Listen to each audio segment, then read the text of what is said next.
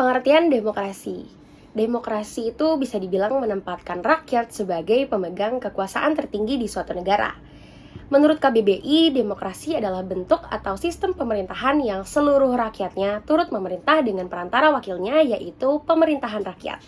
Kemudian demokrasi juga diartikan sebagai gagasan atau pandangan hidup yang mengutamakan persamaan hak dan kewajiban, serta perlakuan yang sama bagi semua warga negara.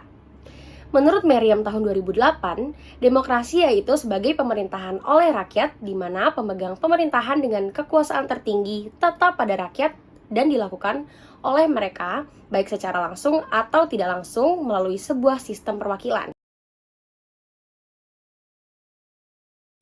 Lalu ada jenis-jenis demokrasi. Berdasarkan pandangan Encik Muhammad Fauzan, demokrasi itu terbagi menjadi dua, ada demokrasi langsung dan demokrasi tidak langsung.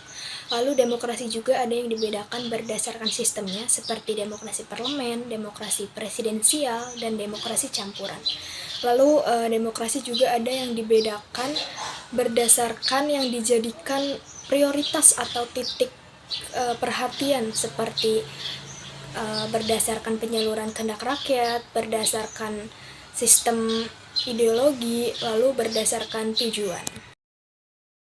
Oke, selanjutnya ada nilai demokrasi. Jadi menurut Saiful Arif, nilai demokrasi itu adalah sebuah pandangan hidup yang tidak hanya berkaitan dengan kepentingan individu saja, tetapi juga berkaitan dengan kehidupan sehari-hari, baik di dalam sekolah, keluarga, dan masyarakat. Lalu Henry Bimanyu itu memperinci nilai-nilai ini. Antara lain, yang pertama adalah menyelesaikan perselisihan dengan cara damai dan melembaga. Yang kedua, menyelenggarakan pergantian pemimpin atau penguasaan secara teratur. Yang ketiga, membatasi penggunaan kekerasan sampai minimum. Yang keempat, mengakui dan menganggap wajar adanya keanekaragaman. Yang kelima, menjamin tegaknya keadilan. Dan yang terakhir, menjamin adanya kebebasan dalam sistem demokrasi. Keunggulan demokrasi. Jadi, menurut kelompok kami, keunggulan demokrasi adalah sistem pemerintahan yang mengedepankan kedaulatan rakyat. Karena di dalam demokrasi, rakyat memiliki hak untuk memilih pemimpin dan terlibat di dalam pengambilan keputusan politik tersebut. Mengenai pelaksanaan demokrasi di Indonesia, karena Indonesia merupakan negara republik yang menggabungkan prinsip demokrasi.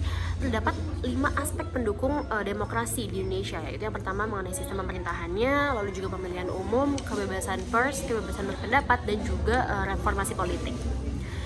Lalu, jika membahas mengenai tingkat demokrasi di Indonesia saat ini, berdasarkan Indeks Demokrasi Indonesia atau disingkat ID yang diambil dari data Freedom House pada tahun 2023 sebesar 53 tingkat demokrasi Indonesia, atau bisa terbilang buruk. Demokrasi pendidikan merupakan unsur dalam pembelajaran pendidikan yang harus diterapkan supaya setiap siswa memiliki kesempatan yang sama dan adil dalam kegiatan pembelajaran.